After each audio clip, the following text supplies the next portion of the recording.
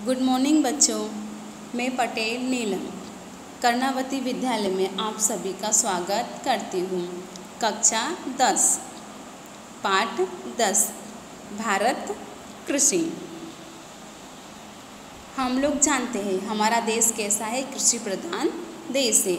हमारे देश के लोग मोस्ट ऑफ क्या करते हैं, खेती ही करते हैं। खेती ही उनका मुख्य व्यवसाय होती है। जो अधिकतर लोग गांव में रहते हैं वो सभी खेती ही करते हैं।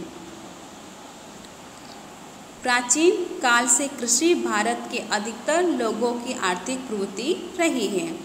हमारे भारत में प्राचीन काल से ही अधिकतर लोग कृषि के द्वारा ही अपनी आर्थिक प्रवृत्ति करते रहते हैं। आज भी भारत की अर्थव्यवस्था का मुख्य आधार कृषि रहा है। आज के समय भी हमारे भारत की जो अर्थव्यवस्था है वह कृषि के आधार पर रही है। खेती भारत का एक महत्व का संसाधन है। श्रम शक्ति के लगभग 60% लोग कृषि कार्य से जुड़े हुए हैं। भारत के लोगों को मात्र भोजन की आपूर्ति करने के उपरांत उद्योगों के लिए विभिन्न प्रकार का कच्चा माल भी खेती से प्राप्त होता है। राष्ट्रीय उत्पादन में कृषि का लगभग 22% जितना भाग है। निर्यात में भी कृषि फसलों एवं कृषि उत्पादनों का लगभग 18% हिस्सा है, जिससे देश को प्रति वर्ष विदेशी मुद्रा प्राप्त होती है। भारतीय अर्थव्यवस्था मुख्य रूप से कृषि पर आधारित है। इस तरह भारत एक कृषि प्रधान देश है। उपजाऊ मैदान, 12 महीने फसल ली जा सके ऐसे अनुकूल जलवायु, सिंचाई, कुशल एवं मेहनती किसान आदि के कारण भारत के अधिकांश क्षेत्रों में 2 या उससे अधिक फसलों का उत्पादन किया जा सकता है। इसके बावजूद भारत में कृषि के क्षेत्रों का पूरा विकास नहीं किया जा सका है। भारतीय किसान अधिकांशतः गरीब एवं निर्धर है।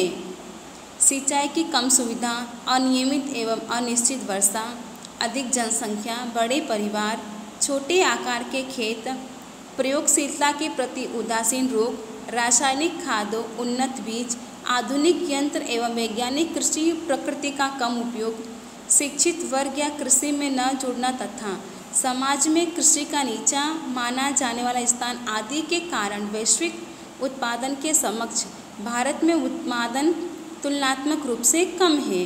हकीकत में कृषि एक महत्वपूर्ण व्यवसाय है। इसके बाद है कृषि के प्रकार, कि कृषि कितने प्रकार की होती है और कितने प्रकार से की जा सकती है।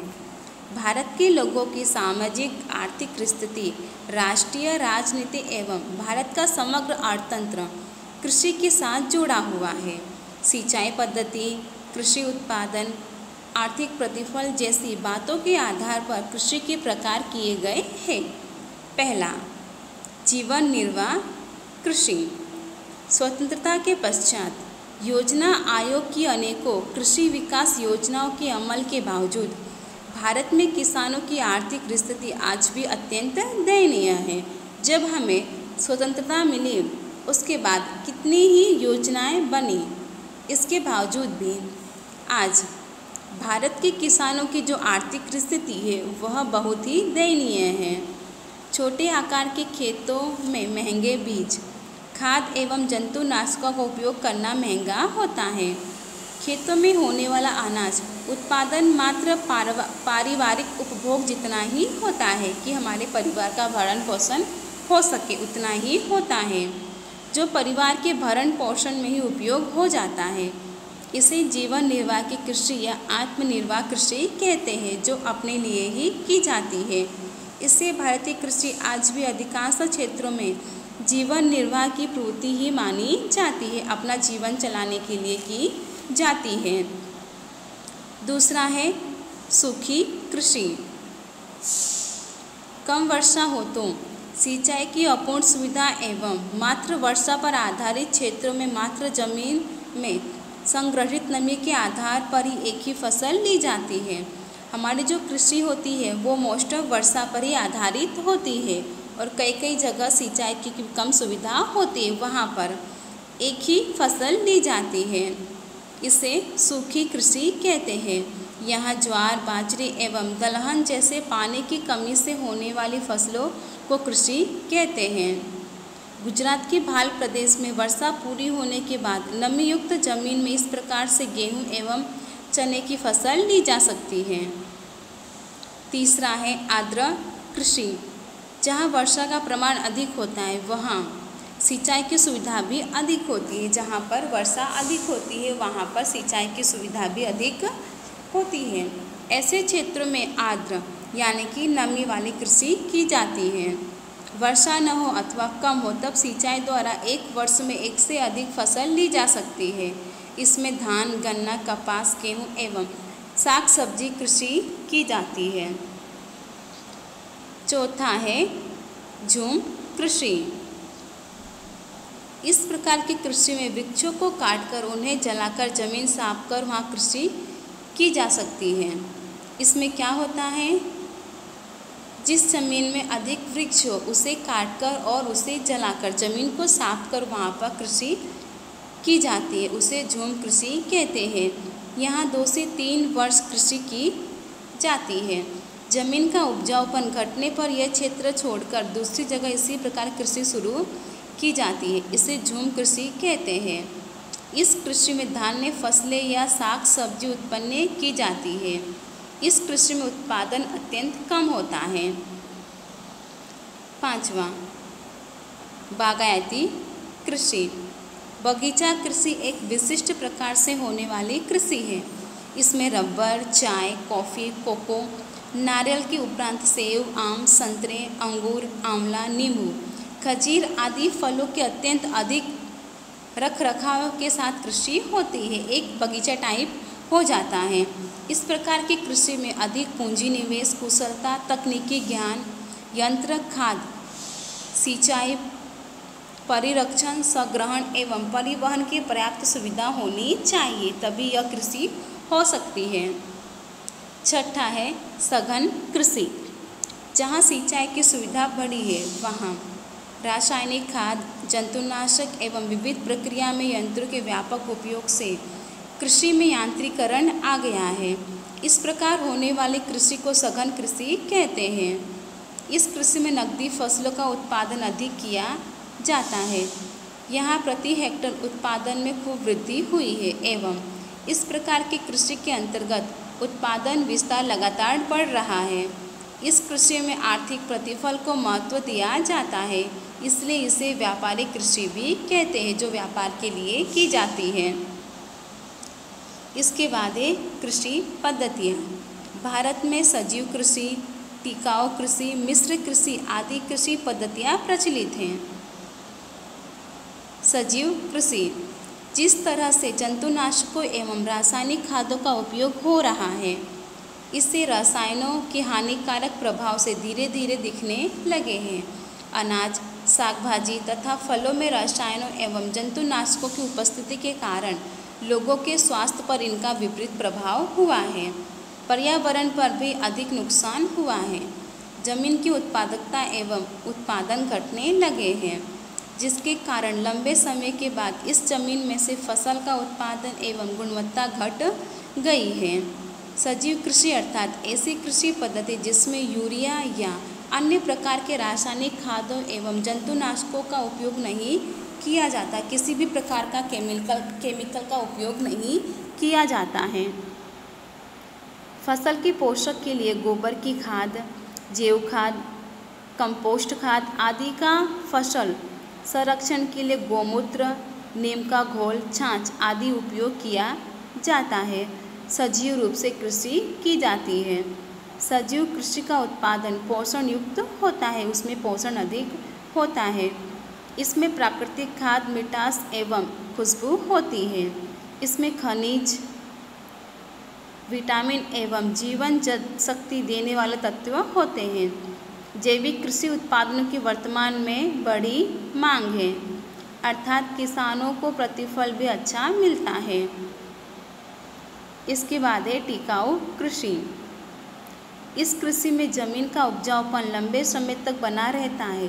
इसके लिए फसल फेरबदल, पोषण के लिए रासायनिक खाद की आवश्यकता जितना ही उपयोग कीटक एवं खरपतवार नियंत्रण के लिए जंतुनाशकों के बदले जैव नियंत्रण, जल संरक्षण आदि बातों का विशेष ध्यान रखा जाता है। इसके बाद क्या है, मिश्र कृषि। इस कृषि में कृषि के साथ पशुपालन, मुर्गा बत्तख पालन, मधुमक्खी एवं मत्स्य पालन जैसी प्रवृत्तियाँ भी की जाती हैं। इसके बाद क्या है, भारत के कृषि उत्पादन क्षेत्र। भारत में ऋतुओं के संदर्भ में कृषि फसलों को 3 भागों में बांटा जा सकता है। पहला क्या है, खरीफ फसल, रबी फसल और तीसरा है जायद फसल, जैसा आप कोष्टक में देख सकते हो। इसमें पहला है खरीफ फसल यानी कि वर्षा फसल। वर्षा ऋतु में ली जाने वाली फसलों को खरीफ फसल कहते हैं, जो वर्षा ऋतु में ही फसल ली जाती है। फसल का समय जून जुलाई से अक्टूबर नवंबर तक रहता है। इसमें धान, मक्का, ज्वार, बाजरी, कपास, तिल, मूंगफली, मूंग, मसूर आदि खरीफ फसल है। दूसरा क्या है, रबी फसल मतलब कि ठंडी फसल। ठंडी की ऋतु में ली जाने वाली फसल को रबी की फसल कहते हैं। फसल का समय अक्टूबर नवंबर और मार्च अप्रैल तक रहता है। इसमें गेहूँ, चना, जौ, सरसों, एरंडी, अलसी आदि रबी फसल है। और तीसरा क्या है हमारा, गर्मी फसल। गर्मी में ली जानी फसल को जायद फसल कहते हैं। फसल का समय मार्च से जून तक का होता है। इसमें धान, मक्का, मूंगफली, तिल, बाजरी तथा तरबूज, ककड़ी, खरबूजा आदि जायद फसल है, मतलब कि गर्मी की फसलें हैं। इसके बाद है मुख्य कृषि फसलें। भौगोलिक परिस्थिति, जलवायु, जमीन वैविध्य एवं वर्षा के प्रमाण में रही भिन्नता के कारण भारत के अलग अलग भागों में फसलों की बुवाई विविध प्रकार से की जाती है। जैसा आप कोष्टक में देख सकते हो, भारत के मुख्य कृषि उत्पादन, जिसमें धान्य फसलें, दलहन, तिलहन, पेय, नकदी फसल, औषधि, मसाला फसल, फल, साग सब्जी इत्यादि दी गई है। आप इस कोष्टक को एक बार देख लेना। अब क्या है, धान्य फसल। भारत में कुल बुवाई क्षेत्र के लगभग 75% क्षेत्र में धान्य फसलें की कृषि की जाती है, यानी 100 में से 75 के क्षेत्र में धान्य फसल की कृषि की जाती है और कुल उत्पादन का लगभग 50% धान्य फसल से प्राप्त होता है। मुख्य धान फसल निम्न प्रकार से है। धान मतलब कि राइस, हम जिसे चावल बोलते हैं। धान हमारे सबसे महत्वपूर्ण धान्य फसल है। धान क्या है, हमारी सबसे महत्वपूर्ण फसल मानी जाती है। विश्व की अधिकांश जनसंख्या एवं भारत की लगभग आधी जनसंख्या भोजन में चावल का उपयोग करती है। हमारे भारत के लोगों के भोजन में चावल का उपयोग होता ही है। धान उष्णकटिबंधीय फसल है। धान कैसी फसल है, उष्णकटिबंधीय फसल है। अधिक उत्पादन के लिए गर्म एवं नमयुक्त जलवायु, न्यूनतम 20 डिग्री से तापमान, नदियों के कांप की उपजाऊ जमीन एवं 100 सेमी या उससे अधिक वर्षा आवश्यक है। कम वर्षा वाले क्षेत्र पंजाब, हरियाणा एवं उत्तर प्रदेश में सिंचाई से यह फसल ली जा सकती है। जहाँ पर वर्षा नहीं होती वहाँ पर सिंचाई की सहायता से यह फसल का उत्पादन कर सकते हैं। धान की कृषि में मानव श्रम की अधिक आवश्यकता होती है। जो धान की कृषि होती है उसमें मानव श्रम की आवश्यकता अधिक होती है। पश्चिम बंगाल, तमिलनाडु, आंध्र प्रदेश, बिहार, ओडिशा इसके मुख्य उत्पादक राज्य हैं। वहाँ पर धान का उत्पादन मुख्य होता है। पश्चिम बंगाल, उत्तर प्रदेश, आंध्र प्रदेश, बिहार, ओडिशा तथा तमिलनाडु आदि राज्यों में वर्ष में 2 या 3 बार यह फसल ली जा सकती है। गुजरात में सूरत, तापी, पंचमहाल, अहमदाबाद, खेरा, आणंद, वलसाड़ आदि जिलों में धान की बुवाई होती है। यहाँ पर भी इसकी खेती की जाती है। धान यह पानी की अधिक आवश्यकता वाली फसल होने के बावजूद खेत में लगातार पानी भरकर रखने के बदले फुहारा पद्धति से सिंचाई करके कम पानी से भी यह फसल ली जाती है। जैसा आप चित्र में देख सकते हो धान की खेती। इसके बाद है गेहूँ। धान के बाद गेहूँ, ये हमारे देश की महत्वपूर्ण फसल है। धान के बाद गेहूँ हमारे देश की दूसरी महत्वपूर्ण फसल मानी जाती है। भारत की 1/3 कृषि भूमि पर गेहूँ की कृषि करती है। भारत की जो 1/3 कृषि है वह गेहूँ की कृषि करती है। इस देश में उत्तर पश्चिम भारत में रहने वाले लोगों का यह मुख्य भोजन है। भोजन में ये लोग मुख्य रूप से गेहूँ का उपयोग करते हैं। गेहूँ यह समशीतोष्ण कटिबंध रबी की फसल यानी कि रबी की फसल मानी जाती है। गेहूँ की फसल के लिए काली या उपजाऊ दोमट मिट्टी वाली जमीन एवं 75 सेमी तक अधिक वर्षा आवश्यक है। गेहूँ काली या उपजाऊ दोमट मिट्टी वाली जमीन पर ही होती है।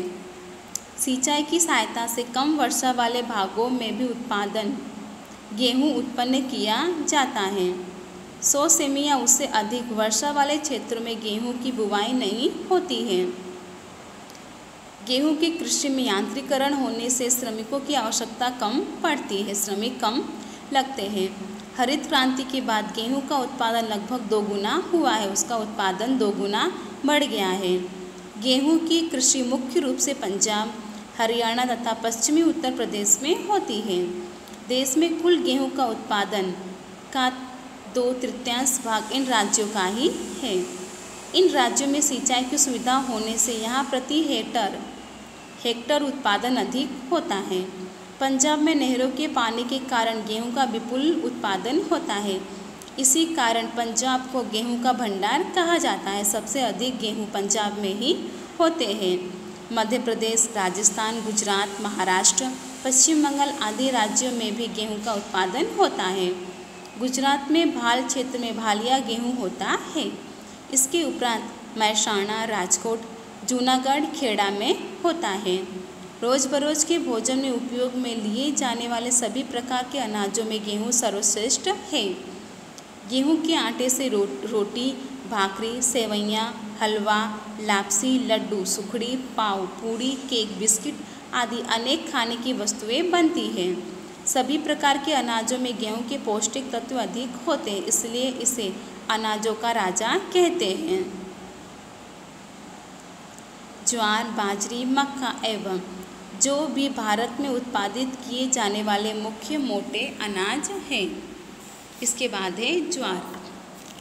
गेहूं एवं धान के बाद ज्वार भारत में सबसे अधिक उत्पादन होने वाला धान्य है।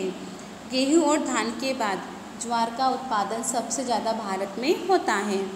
दक्षिण के पठारी प्रदेश में शुष्क एवं कम वर्षा वाले विस्तारों में इस फसल की बड़े पैमाने पर बुवाई होती है। ज्वार खरीफ एवं रबी फसल है। इसे 25 डिग्री से 30 डिग्री तापमान, 50 सेमी वर्षा, काली एवं दोमट मिट्टी की जमीन अनुकूल मानी जाती है। महाराष्ट्र, कर्नाटक, आंध्र प्रदेश, तमिलनाडु, गुजरात आदि राज्यों में इसका अधिक उत्पादन होता है।